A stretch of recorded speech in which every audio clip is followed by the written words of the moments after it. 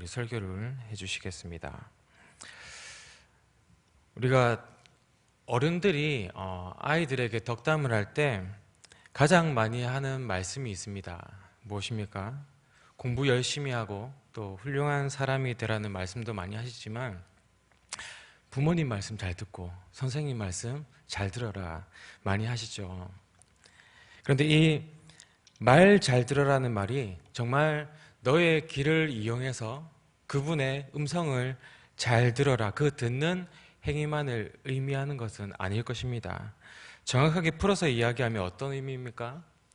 그 말하는 사람의 말을 잘 듣고 그대로 순종해라는 말이죠. 우리말에는 이렇게 듣다라는 말과 순종하다라는 말이 따로 분명히 있는데 왜 굳이 순종해라는 말에 말 잘 들어라는 이런 말을 사용을 하겠습니까? 말 듣는 것과 순종하는 것은 아주 긴밀한 관계가 있기 때문입니다. 순종에는 보면 두 가지 종류의 순종이 있습니다. 하나는 앞에서 언급했던 것처럼 말하는 사람의 말을 잘 들어서 그 사람의 말을 의도를 잘 파악하고 또 자신도 그 의도대로 행동하는 순종입니다.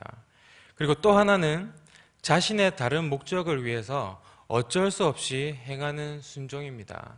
예를 들면 상을 받기 위해 순종하거나 아니면 벌을 받지 않기 위해 순종하거나 인정받기 위해서 순종하는 것이죠. 이 두 순종은 그 마음의 동기가 다릅니다. 하나는 상대방의 마음을 알고자 하는 동기이고 또 다른 하나는 나를 위한 동기입니다. 하나님께서 우리에게 원하는 순종은 어떤 순종이겠습니까? 당연히 하나님의 마음을 알고자 하는 그 마음으로 하는 순종이겠죠. 이러한 순종은 순종하라는 말을 말 잘 들어라 라고 이야기하는 것처럼 우리가 하나님의 말씀을 잘 듣는 것에서 시작됩니다. 그래서 오늘 말씀의 제목이 듣는 마음입니다. 그냥 듣는 것이 아니라 하나님의 마음과 의도를 알고자 하는 그 마음의 태도를 말하는 것입니다. 다 같은 순종이라도 듣는 마음이 있는 순종과 또 없는 순종은 그 결과가 많이 달라집니다. 그래서 그 결과가 어떻게 달라지는지 그리고 듣는 마음이 얼마나 나에게 중요한지 오늘 말씀을 통해서 여러분들과 함께 나누고자 합니다. 오늘 본문 말씀을 보면 우리가 너무나도 잘 아는 말씀입니다. 순종이 제사보다 낫다라는 그 유명한 구절이 있는 본문이죠. 이 말씀의 배경은 이렇습니다. 이스라엘 민족이 애굽에서 출애굽을 할 때 아말렉이 그들을 공격했던 적이 있었습니다. 하나님께서는 그 일을 잊지 않으시고 기억하셔서 아말렉을 벌하기 원하셨는데 그 일을 위해서 하나님께서는 사울 왕을 부르시고 그에게 명령하셨습니다. 아말렉을 벌할 것이니 그들의 소유를 하나도 남김없이 모두 진멸하라. 보통 전쟁을 하면 이긴 쪽이 진 쪽의 무기와 식량과 재산들을 다 가져가서 그 전리품들을 가지게 되죠. 그런데 여기서 하나님 말씀의 포인트가 무엇입니까? 그들의 소유를 하나도 남김없이 다 진멸하라.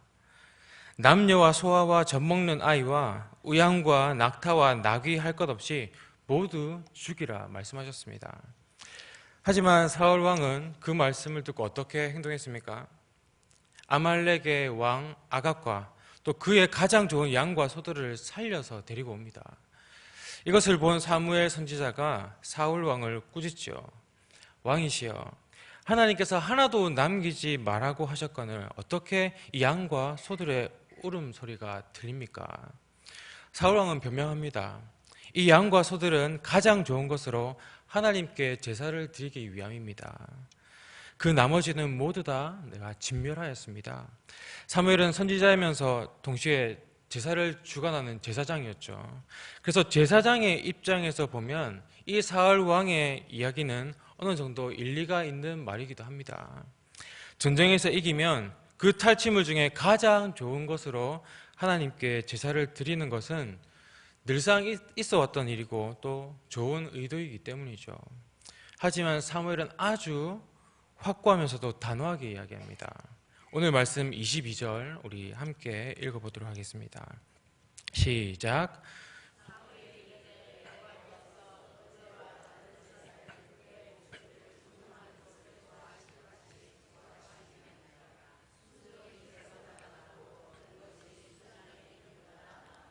아멘.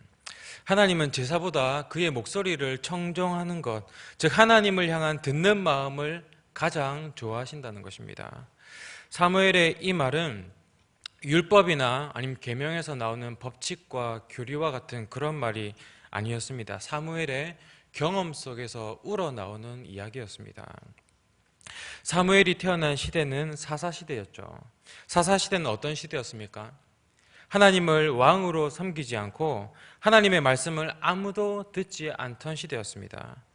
이스라엘 백성들이 애굽에서 출애굽을 하고 시내산에서 도달하였을 때 하나님은 그들의 하나님으로 언약을 맺으셨죠. 그래서 그들에게 계명과 율법을 주시고 광야 40년 동안 그들을 시험하며 순종 훈련을 하면서 그들과 관계를 맺어 가셨습니다. 하지만 약속의 땅인 가나안 땅에 들어가서 그들에게 평화가 찾아오게 되자 그들은 이방신에게 절하게 됩니다. 성경에서 보면 그 가나안 땅이 젖과 꿀이 흐르는 땅이라고 하지만 사실 지리학적으로 보면 젖과 꿀이 흐르는 땅은 사실 아닙니다. 산지가 많고 또 사막 지역이 많아서 농사하기에는 좋지 않은 땅이고요. 비가 제때 내려줘야지만 젖과 꿀이 흐르는 땅이 되는 그런 땅인 것입니다. 그래서 성경에는 이른 비와 늦은 비라는 단어가 아주 자주 나오는 것이죠. 그런데 이 비가 내리는 것은 인간의 영역이 아니라 신의 영역이라는 것입니다. 그래서 하나님을 믿고 신뢰하며 그 땅에서 살아가면 될 텐데 이스라엘 백성들은 보험을 하나 듭니다. 그게 뭐냐면 바로 바알신과 아세라 신입니다. 이 이방신은 가나안 족속이 비를 잘 내리게 해달라고 섬기던 신인데 이스라엘은 혹시 비가 내리지 않아 굶게 될까봐 이들에게 절하게 되었던 것이죠. 그래서 하나님의 입장에서는 이것은 엄청난 불순종입니다. 그런데 문제는 이스라엘 백성들은 그것을 불순종이라 생각하지 않았던 것이죠. 이방신에게 절하는 것은 그저 먹고 살기 위한 것이고 자신들은 여전히 여호와 하나님께 제사를 드리며 섬기고 있다는 것입니다. 그리고 율법들을 철저하게 지켜가면서 하나님께 순종하고 있다고 생각했습니다. 그래서 하나님께서는 그들을 가증스럽다 그리고 음란한 자라고 말씀하시는 것입니다. 사울도 이와 비슷했습니다. 자신은 불순종했으면서도 순종하고 있다고 자신을 여겼던 거죠. 듣는 마음이 없는 순종이었습니다. 하나님의 마음과 그 의도를 그 율법 속에서 찾으려고 하지 않은 채 지키기만 했던 것입니다. 하나님께 축복받기 위해서, 하나님으로부터 벌받지 않기 위해서, 그리고 다른 사람들에게 하나님의 사람이라고 인정받기 위해서. 듣는 마음의 순종이 아니라 자신을 위한 나름의 순종이었던 것입니다. 그러면서 축복을 기대했던 것입니다. 하나님께서는 그들로 하여금 다시 돌아오게 하기 위해서 다른 민족을 이용하셔서 이스라엘을 치게 하십니다.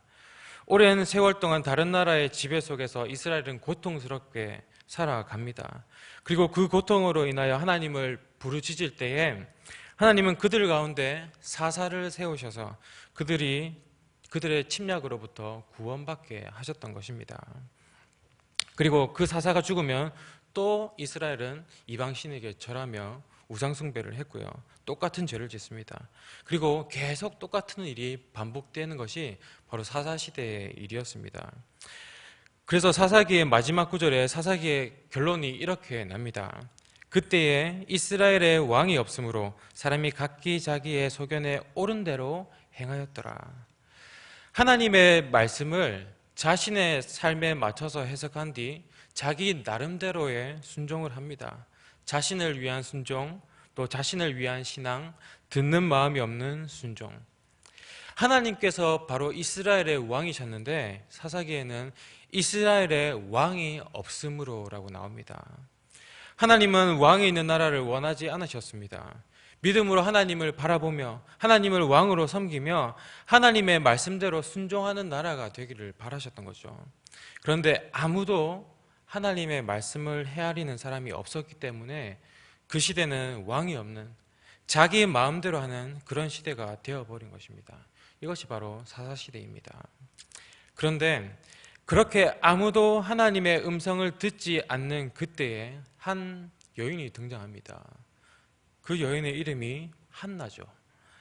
한나는 아이가 없었습니다. 그래서 그 비통함으로 성전에 나와서 하나님께 기도를 하는데 이런 기도를 합니다.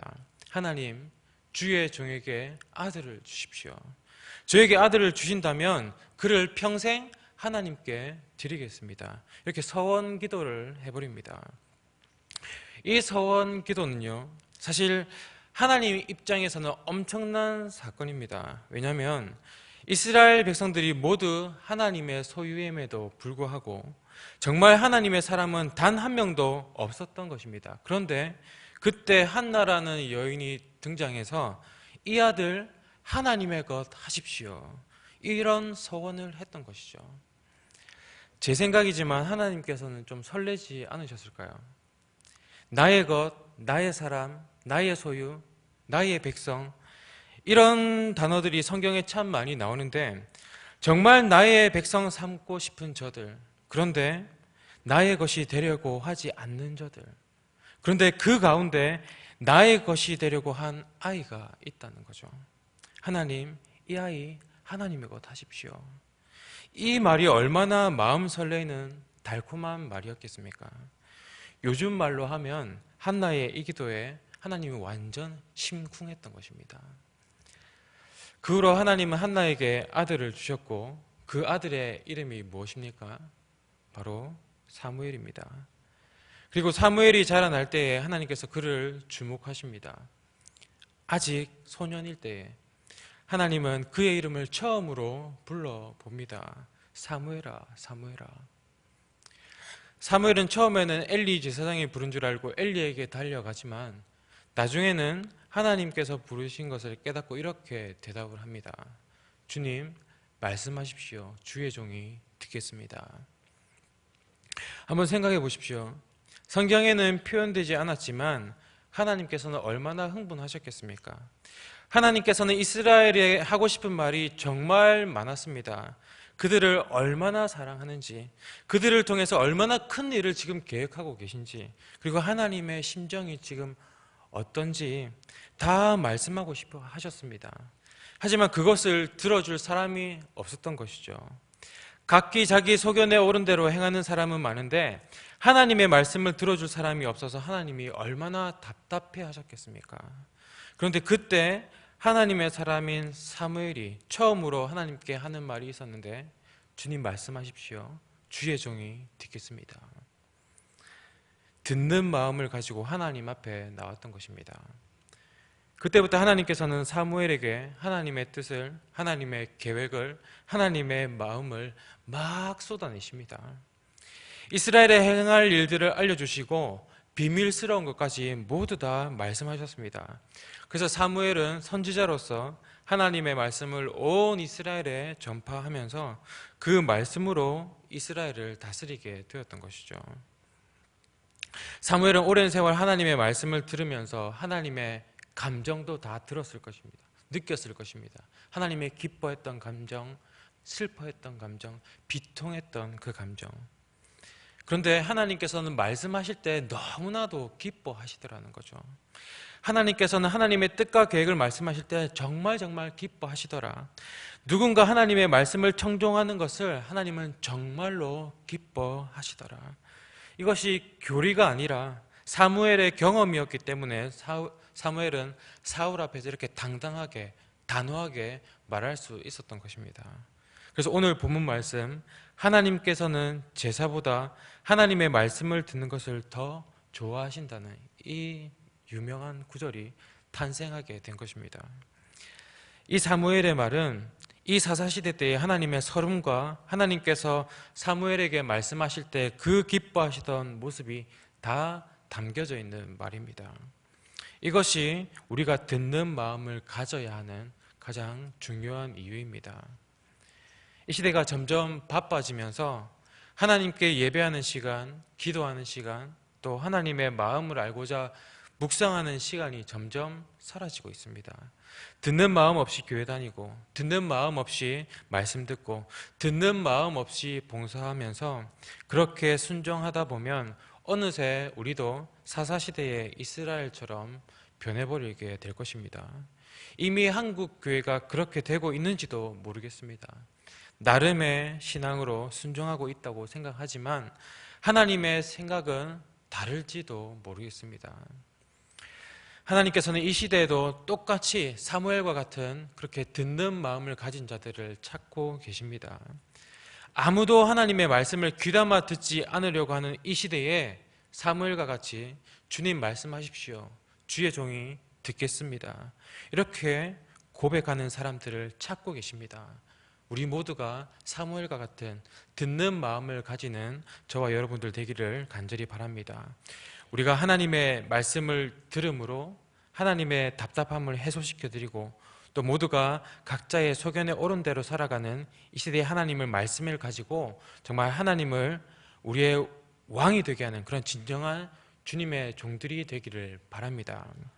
그리고 또 하나 우리가 듣는 마음을 꼭 가져야 하는 이유는, 그렇지 않으면 우리는 자신을 내세우게 되고 또 높이게 되는 나의 의를 쌓게 되기 때문입니다. 이것은 하나님 앞에 너무나도 큰 죄입니다. 우리에게 사실 죄인의 정체성으로서 보면 순종은 너무나도 부자연스럽습니다. 불편합니다. 불순종이 더 자연스럽죠. 내가 공부를 정말 맘먹고 하려고 하고 있는데 엄마가 와서 공부 좀 해라 하면 그때부터 공부하기가 싫어지죠. 우리 죄인의 본성으로서 우리는 교만하기 때문에 누군가가 내 삶에 간섭하는 것이 싫고 또 내가 누군가에게 속박되는 것을 너무나도 싫어합니다. 이렇게 우리는 불순종이 더 자연스러운 죄성을 가지고 있는데 그것을 억누르고 순종하라는 것이 복음이 아닙니다. 불순종의 마음을 억누르고 교만의 마음을 억누르고 순종하려다 보면 어느새 우리는 엄청난 노력이 필요하기 때문에 우리가 그 노력을 하면 할수록 내가 했다는 나의 의가 쌓아지게 되는 것입니다.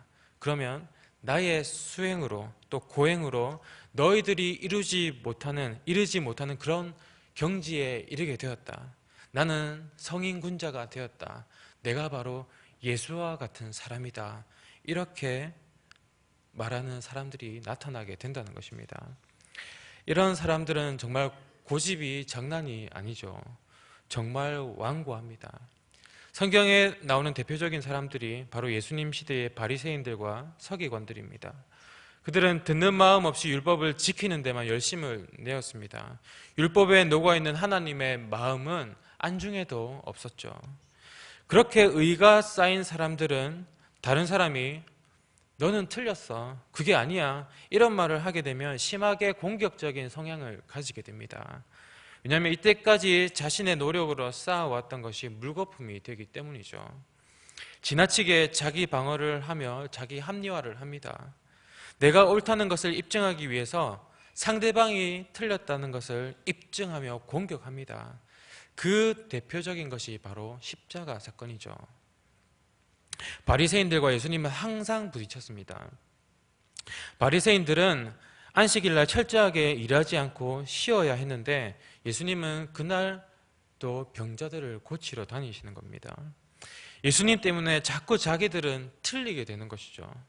그래서 예수님께서 사람들에게 말씀하시는 것마다 자신은 틀린 사람이 되어버리는 것입니다. 그래서 어떻게 했습니까? 예수님을 십자가에 못 박은 것입니다. 예수, 당신이 틀린 거야. 하지만 하늘에 계신 아버지 하나님께서 분명하게 선포하셨습니다. 아니야, 나의 아들 예수가 옳았어. 그 선포 사건이 무엇입니까? 바로 부활 사건입니다. 부활 사건은 예수가 옳다, 예수가 진리다, 그것을 선포하는 사건입니다. 오늘 본문 23절에 보면 이렇게 말씀합니다. 거역하는 것은 점치는 죄와 같고 완고한 것은 사신 우상에게 절하는 죄와 같음이라. 듣는 마음 없이 나의 의를 쌓으며 내 마음을 완고하게 하는 것은 우상에게 절하는 것과 같은 죄입니다. 예수님을 또 십자가에 못 박게 하는 큰 죄인 것입니다. 나의 행위의 의는 나를 천국에 이르지 못하게 하는 가장 큰 벽이 되어버립니다. 우리가 죄인의 정체성으로는 순종이 너무나 어렵지만 우리가 듣는 마음으로 그리스도를 내 마음에 모시기만 하면, 그래서 내 마음에서 하나님의 마음이 느껴지고 하나님의 나라가 내 내면에 임하기만 하면, 경험되어지기만 한다면 우리는 이 죄의 정체성이 아닌 그리스도인의 정체성으로 순종이 저절로 되어지는 것입니다. 이것이 복음입니다. 안 되는 것 억지로 하게 하는 것이 복음이 아니라 마음으로 하나님의 음성을 듣기만 하면, 그래서 점점 그분을 닮아가기만 하면 점점 내가 사랑하게 되고 용서하게 되고 순종하게 되는 것, 이것이 바로 복음이라는 것입니다. 그래서 우리가 듣는 마음을 가져야 하는 것입니다. 말씀을 맺겠습니다. 오늘 듣는 마음에 대해서 나누었습니다. 듣는 마음을 꼭 가져야 하는 첫 번째 이유는 이 시대가 사사시대처럼 점점 더 말씀과 복음을 잃어가고 또 신앙의 기준이 없어지고 있다는 것입니다. 이때 우리는 사무엘과 같이 하나님의 말씀을 듣고 하나님의 기준을 제시하는 자로 굳건히 서야 할 것입니다. 그리고 듣는 마음을 가져야 하는 두 번째 이유는 나의 의에 빠져서 완고한 사람이 되지 않기 위함입니다. 우리는 그리스도의 의를 통해서 복음을 경험하는 사람들입니다. 이러한 이유로 솔로몬 왕이 하나님께 1000번제를 드리며 듣는 마음을 구했었죠. 이것처럼 우리도 더욱더 듣는 마음을 사모하며 나아가는 저와 여러분들이 되기를 간절히 바랍니다. 여러분, 사울 왕의 최후가 무엇인 줄 아십니까? 성경에 보면 길보아 전투에서 죽은 것이라고 나오는데 그 전투에서 죽은 것이 사울의 최후가 아니었습니다.